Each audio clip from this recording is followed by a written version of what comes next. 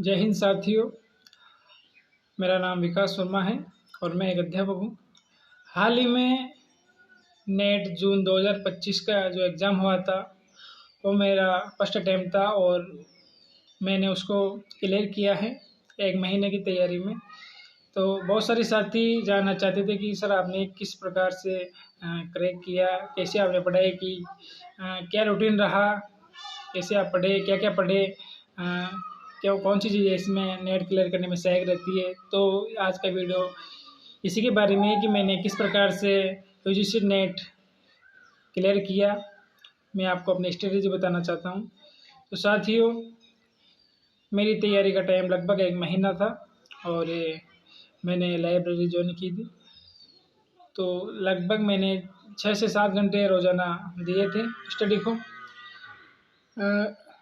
Starting की बात करें अपन पढ़ाई करने की, तो नेट के लिए आपको चाहिए कि आप सबसे पहले उसका सिलेबस निकलाए, उसको समझे।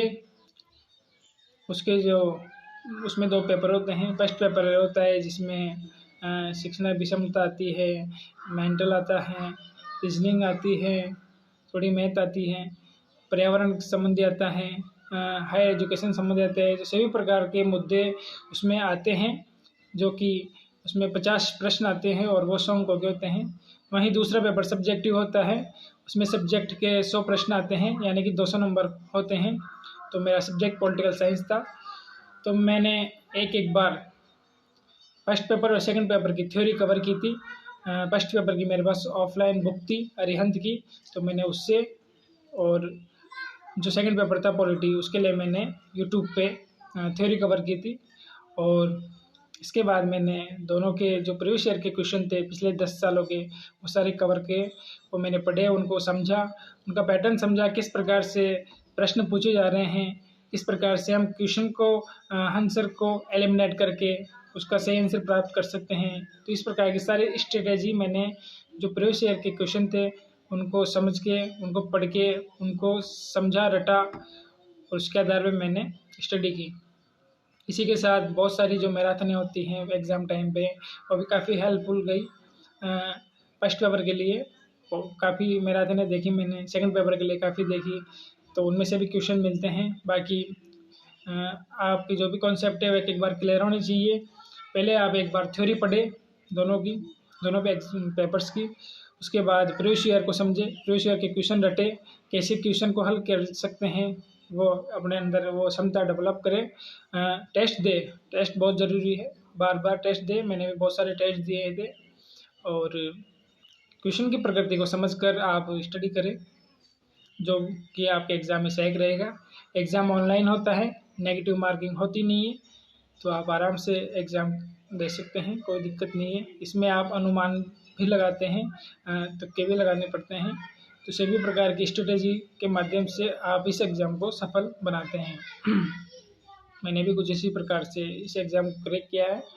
1 महीने की तैयारी थी, इसमें एक बार थ्योरी की और उसके बाद प्रीवियस ईयर के जो भी क्वेश्चन पेपर थे वो हल किए, उनको समझा। और उसके बाद जो मॉडल पेपर थे ऑनलाइन ऑफलाइन मोड में, वो मैंने टेस्ट दिए बार बार। जो भी कमी रही उसको फिर मैंने चिन्हित किया, मार्क किया, और अगली बार उसको कमी को पूरा किया। उसके बाद मैंने फिर से टेस्ट दिए। इस प्रकार से बार बार रिवीजन किया और बार बार क्वेश्चन समझे, स्ट्रेटेजी समझी क्वेश्चनों की, क्वेश्चन कैसे पूछते हैं, आंसर कैसे देते हैं, और बार बार उनका जो टेस्ट है वो दिए। तो टेस्ट अभ्यास बहुत ज़रूरी है किसी भी एग्ज़ाम को करने के लिए, तो अभ्यास बहुत करें। बाकी यही स्ट्रेटेजी थी मेरी। और क्वेश्चन जब आप पेपर देने जाते हैं तो धैर्य रखें, शांति रखें, आराम से पेपर दें।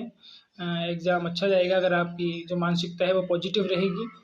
अगर आप पहले से ही डिसमोटिवेट होते हो या अपने आप को कमज़ोर महसूस कराते हो, तो फिर वह उसका लॉफुल रहता है, वो आपका एग्ज़ाम बिगड़ने का चांस रहता है। तो इसलिए जब तक आप एग्ज़ाम नहीं देते तब तक आप पॉजिटिव रहें, अच्छे से जो भी आपको आता है वो आप हल करें। उसके बाद जो भी जिसमें भी आपकी समस्या है उसमें आप अनुमान लगाएं, क्वेश्चंस को पढ़े समझे, क्वेश्चन के अकॉर्डिंग ऑप्शंस का चुनाव करें और उस प्रकार से आप क्वेश्चन को हल करें। एलिमिनेट करना सीखें ऑप्शंस को, कि हाँ ये नहीं हो सकता, ये नहीं हो सकता। वैसे एलिमिनेट करोगे तो आपका